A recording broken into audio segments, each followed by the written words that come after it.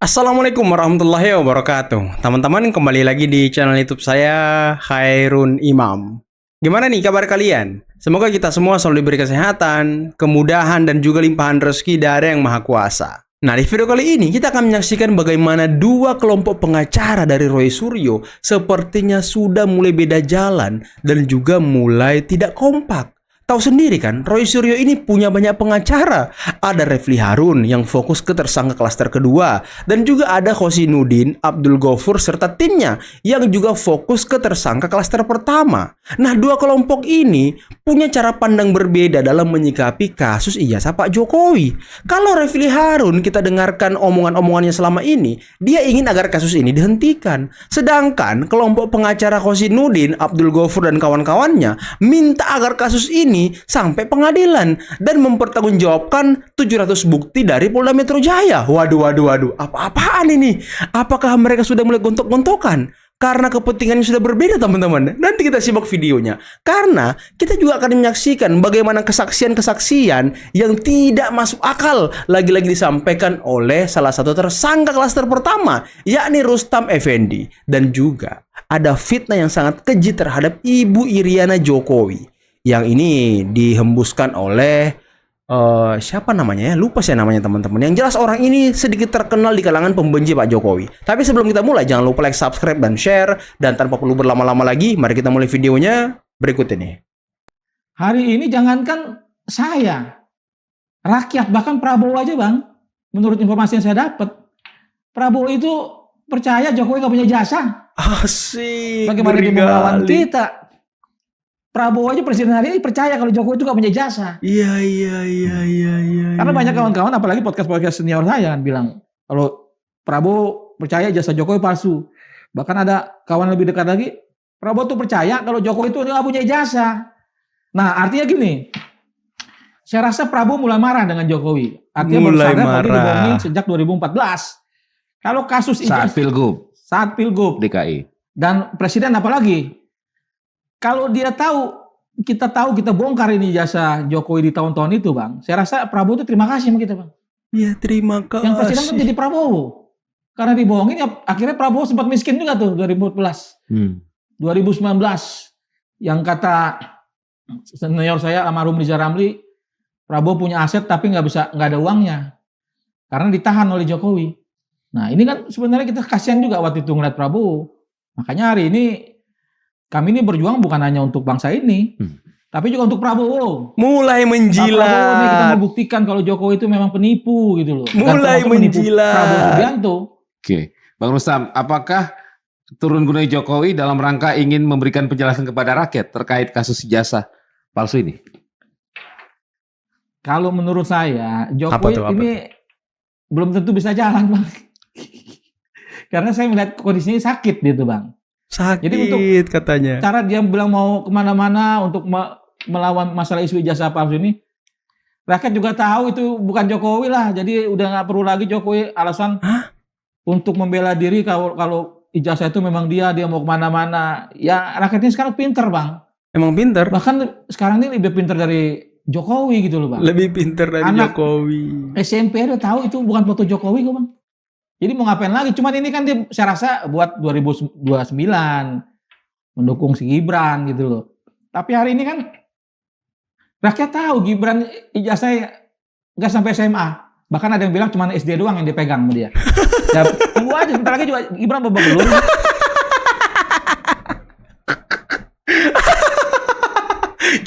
Kita baru saja mendengarkan sebuah dongeng yang sangat luar biasa spektakulernya yang diceritakan oleh Rustam Effendi.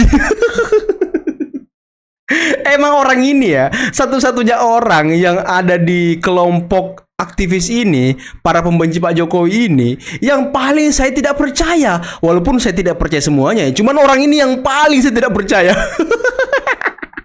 Semua omongannya itu nggak jelas loh. Landasan teorinya nggak jelas. Aduh ya Allah, Rustam. Aduh, kalau Pak Prabowo sudah merasa dibohongi sejak Pilgub, sudah barang pasti Pak Prabowo jadi presiden. Kalau Pak Prabowo percaya kalau Pak Jokowi tak punya ijazah, Udah barang pasti Pak Prabowo menggugat Pak Jokowi di MK di tahun 2019. Di ajang pilpres itu ya Rustam ya, semua borok-borokmu itu akan dicari sedetil-detilnya. Akan dicari. Sedangkan hembusan mengenai Pak Jokowi tak punya ijazah ini kan sejak 2018 apa 17 gitu. Dari buku Jokowi Undercover. Tapi nggak ada yang percaya sama sekali Rustam. Nggak ada yang percaya. Jadi kau jangan mimpi gitu ya kan. Mau membantu Pak Prabowo. Jangan mimpi. Kau hanya menjilat mungkin. Kasihan sekali manusia ini loh. Waduh, gak ada yang percaya Rustam. Desas-desus bahwa para tersangka mengajukan permohonan SP3, kami tegaskan tim kami ya, para tersangka tidak berkeinginan untuk mengajukan permohonan SP3. Karena persoalan SP3 itu adalah kewenangan penyidik. Dan penyidik di sini kita minta harus profesional. Harus Bahkan profesional. kami sangat berkepentingan perkara ini harus dibuka ke persidangan. Karena 505 Dibuka dokumen ke yang persidangan. kita DM dan 200 dokumen lainnya yang katanya sudah di tangan penyidik, kami berkepentingan untuk melihat satu persatu. Dan itu akan diuji dengan Jokowi, karena itu semua dokumen milik Jokowi. Wow. 500 dokumen itu apa saja? Apakah 500 dokumen ini punya kaitan relevansinya dengan pokok perkara atau tidak? Nah ini saya sepakat nih dengan pengacara Roy Suryo di lingkungan kelompok Khosinuddin dan juga Abdul Ghafur. Saya sepakat harus dibuka di pengadilan. Semua bukti-bukti yang dipegang Polda Metro Jaya yang jumlahnya ratusan harus diuji di persidangan. Biar semuanya terang, semuanya jelas bahwa Pak Jokowi memang berkuliah, daftar, menjalani proses perkuliahan, SKS-nya lengkap, kartu hasil studinya ada, skripsinya ada, bahkan beliau juga KKN, bahkan beliau juga wisuda. Itu harus jelas. Dan kemarin kita sudah dengarkan informasinya. Apa namanya ya? Bukti pembayaran Pak Jokowi masuk aja ke UGM itu masih ada loh. Masih ada loh teman-teman. Dan ini luar biasa. Apakah memang Roy Suryo dari kuasa hukum Refli Harun ini sudah sadar kalau klien-kliennya tak punya bukti, makanya dia minta agar kasus ini dihentikan? Waduh. Jadi curiga aingnya kan. Jadi curiga saya. Ya kalau ngajak main film berarti saya harus latihan acting dulu. Latihan acting. Ya siap saja. Siap jadi pemeran utama Pak? Pemeran utama siap, pemeran pembantu siap, Ngeri hiburan kali. siap. Ngeri kali Pak Jokowi. Artinya dengan konteks dari mereka memang benar untuk sudah mengajukan hal itu Pak? Ya ngomong dengan saya seperti itu. Wah, Sudah asli main banyak belum Pak yang film ini. mengajukan ke Pak Jokowi ingin mengajak Apa? main film. Sudah banyak Pak yang mengajak Pak. Seperti itu. Ngeri kali Pak Jokowi ya main film guys. Ini terkait rencana keliling Indonesia ini Pak. Rencana berkeliling Indonesia itu ada tujuannya untuk apa? Untuk projo atau untuk PSI seperti apa Pak? Ya ini kan saya banyak undangan Banyak dari daerah-daerah untuk hadir dari masyarakat. Ya saya sudah sehat dan saya akan datangi undangan-undangan yang ada, dan itu juga untuk memberikan motivasi dan juga ketemu dengan PSI di daerah, plus juga ketemu dengan relawan di daerah, ya karena ada undangan. Berarti artinya untuk persiapan 2029 untuk Mas Gibran juga Pak? Karena ada undangan dari daerah. Rencana pertama kemana Pak kunjungannya Pak? Pertama kunjungan ke daerah mana Pak? Mungkin Lampung, NTT, Lampung. Jawa Barat. NTT Jawa Barat. Kondisi Bapak sendiri seperti apa Pak kemarin? Kondisi Bapak seperti apa kemarin Pak? Ya seperti ini. Sehat, alhamdulillah. 100%. Ya seperti ini kan. Sehat, Pak Jokowi sehat guys.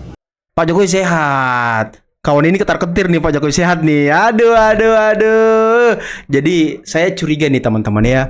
Mereka ini menyerang Pak Jokowi setiap hari, setiap detik, setiap jam, setiap menit. Tujuannya untuk mengganggu dan merusak psikologi Pak Jokowi. Agar Pak Jokowi merasa tertekan pikirannya, sakitnya makin parah. Itu yang mereka harapkan. Dan kenapa saya mengatakan ini? Kalian dengarkan sendiri tadi apa yang diucapkan oleh Rustam Effendi. Katanya Pak Jokowi sakit, ya kan? Itu harapan mereka. Harapan mereka Pak Jokowi sakit dan Pak Jokowi tidak bisa bertemu dengan Masyarakat itu yang mereka harapkan teman-teman. Tapi maaf ya, Pak Jokowi udah sehat. Beliau akan ke Lampung, ke NTT, dan juga Jawa Barat. Waduh, keren banget Pak Jokowi. Kita tunggu ya safari politik dari Pak Jokowi. Tapi bukan safari politik juga sih, lebih kepada menghadiri undangan dari relawan maupun dari PSI yang ada di daerah. Itu teman-teman. Jadi jangan digoreng-goreng. Widih, Mas Gibran lu, wapres ini lo. Wapres ini lo. Hah? Kapalnya sangat sederhana loh. Ibu jual berapa? Bisa, 18. artinya Ya, tanam dan hasil. kalau mentah begini 10.000 satu kilo. 10.000 sekilo. Kalau kita sekarang sudah salah satu produsen dan eksportir Rumput laut terbesar di dunia. Tapi Wow. kita nggak boleh ngirim barang mentah terus. Jadi harus bisa diolah di sini, Pak. Jadi ada hilirisasi rumput laut. Karena tadi sekali lagi kandungan karabinanya tinggi dan ini permintaan dunia gede. Wow. Kita eksportir terbesar rumput laut ya. Ngeri kali. Makanya Rumput laut perlu kita perhatikan juga, terutama rumput laut, karena turunan produk rumput laut untuk dihilirisasi Hilirisasi. luar sekali. Dan ini perlu ada modernisasi. keren banget Mas Wapres ya. Alat-alat pengering, gudang, dan juga mungkin perlu dibutuhkan juga pabrik packaging di sini. Pabrik Pak. packaging. Ya. Yang sekarang sudah berjalan aja masih tradisional ya, udah bagus seperti ini, apalagi nanti kalau sudah ada Modernisasi. Betul. ada bibit unggul, sampahnya kita Keren loh Mas Wapres. perbaiki, alat-alatnya kita perbaiki untuk pasca panennya, ada pengeringan, gudang, sortir, packing, terus nanti dari Pak Bupati memastikan semuanya bisa terjual dengan harga yang Mahal. baik. Saya kira ini harganya sudah baik, tapi kalau ada hilirisasi nanti harganya bisa naik lagi.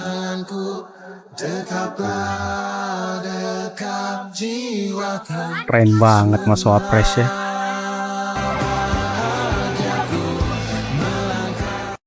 Hep, muncul lagi kawan ini. Hep. Yang namanya memakai satu alat bukti, sumbernya dari mana itu kan harusnya sumber yang valid. Ya. Kenapa? Untuk menguji itu palsu atau tidak palsu, dia harus punya aslinya. Ya, harus punya bentuk fisiknya yang dipalsukan, asli yang palsu. Jadi yang diduga palsu tapi aslinya. Jadi ada dua. Kalau dia ngunjukin itu dalam bentuk fotokopi, itu nggak bisa dikatakan sah. Karena apa? Karena bentuk fisik itu harus benar-benar sesuai untuk membuktikan dia asli apa palsu. Itu poin pertama. Jangan dia menarasikan hasil dari orang diambil langsung diekspos. Karena kita nggak bisa menguji itu. Negara kita kan negara hukum. Sama-sama orang bilang ini kopian itu diedit bisa aja, ya kan?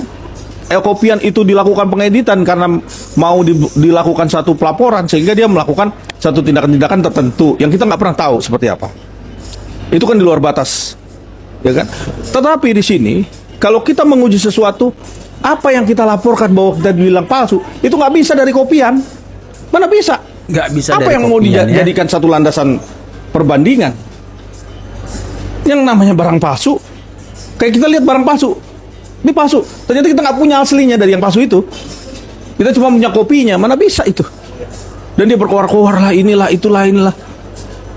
Jadi memang itu yang terjadi sekarang, menjadi satu dilematis yang berkepanjangan sehingga terbentuklah opini-opini dan menyesatkan.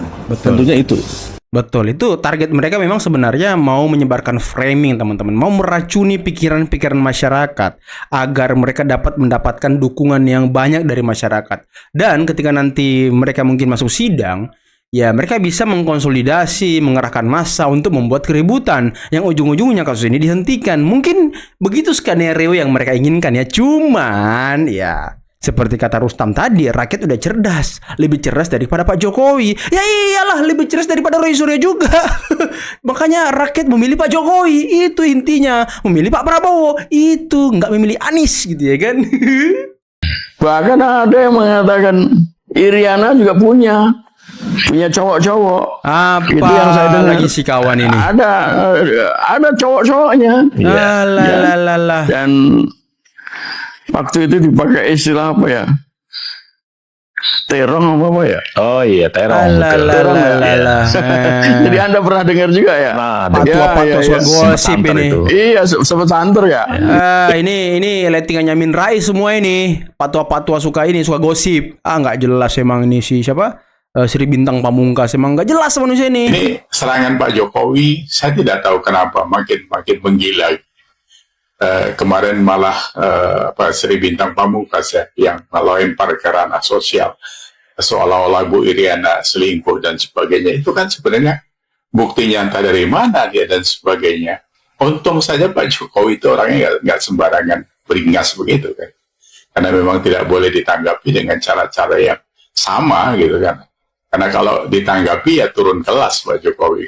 Sri Bintang Pamungkas itu kalau saya bertanya, apa kontribusinya buat negara ini coba? Dia punya Nggak apa ada. coba? Nggak Dia ada. bayar pajak berapa terhadap negara? Nyinyir doang Terus kerjanya. dia pernah apa di negara ini?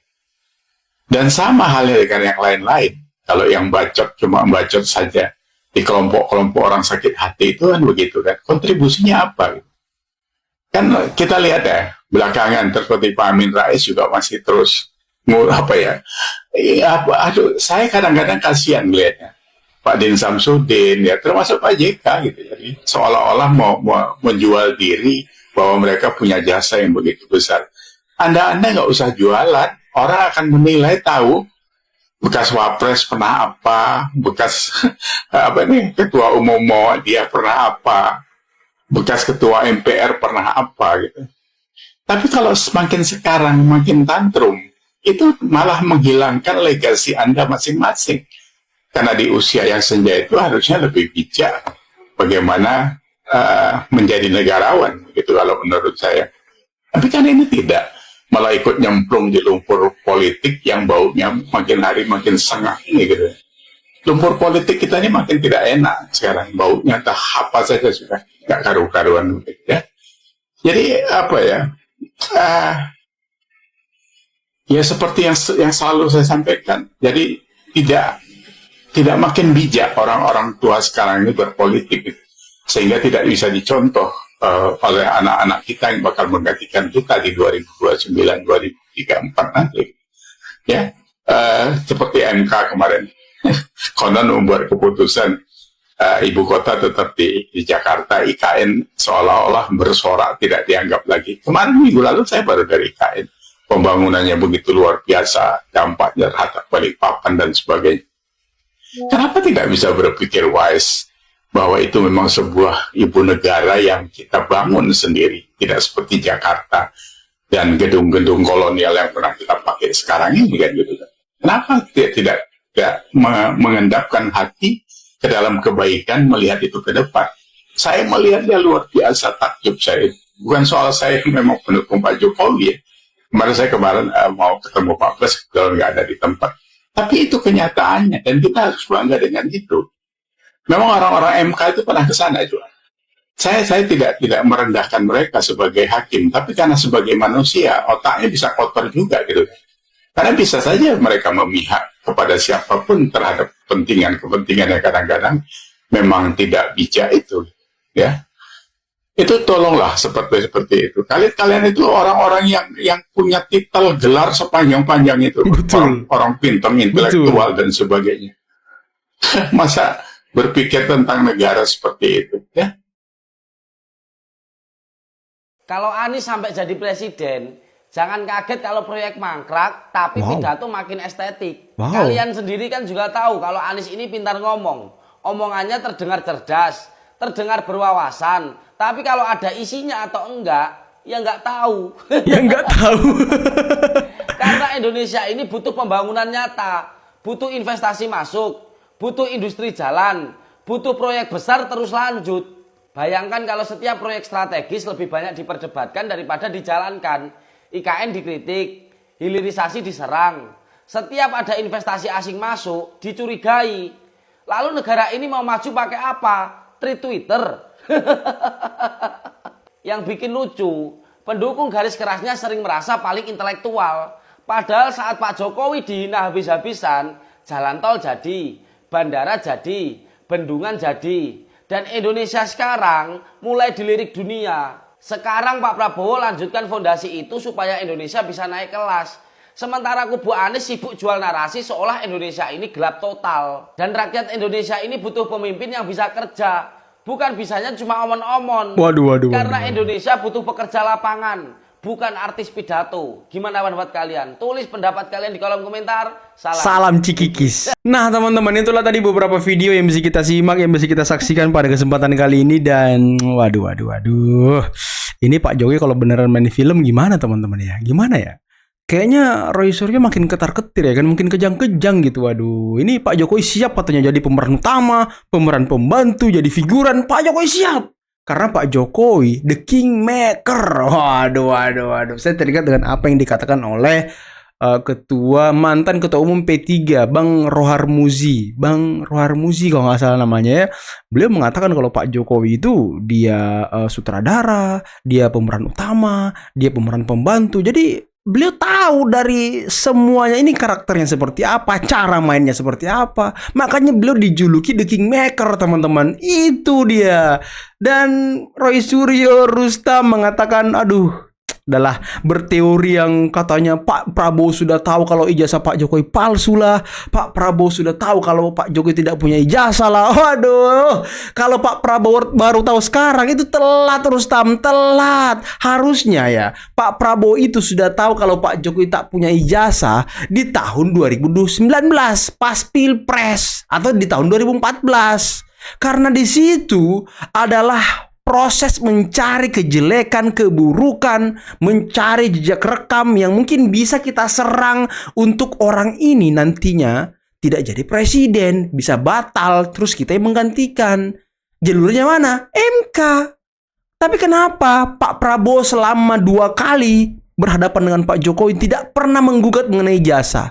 Karena memang orang-orang ini, partai-partai ini, koalisi Pak Prabowo waktu itu yang besarnya luar biasa, percaya kalau ijazah Pak Jokowi itu memang ada dan tidak palsu. Jadi, janganlah merasa paling berjasa nantinya. Pak Prabowo kita bantu, kita berjasa membantu Pak Prabowo karena mengungkap ijazah Pak Jokowi. Waduh, mimpi kau. Rupanya ujung-ujungnya menjilat dong ya kan. Udah, teman-teman, mungkin cukup sekian dulu video kali ini. Jangan lupa like, subscribe, dan share videonya. Akhir kata, billahi taufiq wal hidayah. Assalamualaikum warahmatullahi wabarakatuh. Bye-bye.